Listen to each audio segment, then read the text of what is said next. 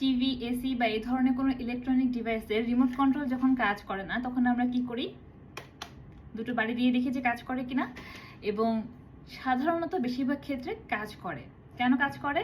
হয়তো অনেকদিন ব্যবহারের কারণে হয়তো ভেতরে কোনো একটা সার্কিট লুজ হয়ে গেছে বা ব্যাটারি কানেকশন হয়তো লুজ হয়ে গেছে, কিন্তু ওটা কিন্তু কোনো পার্মানেন্ট সলিউশন না, টেম্পোরারি সলিউশন।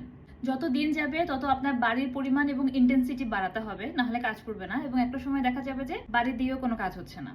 তখন আপনাকে রিমোটটাকে সারাতে নিতে হবে বা বদলাতে নিতে হবে। তেমনি শিশুরা মোবাইল ছাড়া খেতে পারে না, শিশুরা বকাঝকা না দিলে, মারামারি না করলে কথা শোনে না। এগুলো কোনো পার্মানেন্ট সলিউশন না, এগুলো টেম্পোরারি সলিউশন, যেটা তখনকার সময়ের জন্য আপনার কাজে লাগছে। কোনো বাচ্চাকে আপনি দেখবেন না যে 3-4 বছর বয়সে মারধর করেছেন, 7-8 বছরে আর মারধর করতে হয় না। ওদেরকে মারধর করেই যেতে হয় এবং মারধরের ইন্টেন্সিটি বাড়াতে হয়। সেই জন্য জাস্ট বিকজ কোনো কিছু টেম্পোরারিলি কাজ করছে, তার মানে এই না যেটা পার্মানেন্ট সলিউশন। পার্মানেন্ট সলিউশন খুঁজতে হবে। সেই জন্যই জেন্টাল প্যারেন্টিং বা কনসিয়াস প্যারেন্টিং। যত ছোট বয়স থেকে আপনি এটা প্র্যাকটিস করবেন শিশুর সাথে, তত ভালো আপনি রেজাল্ট পাবেন ফিউচারে গিয়ে।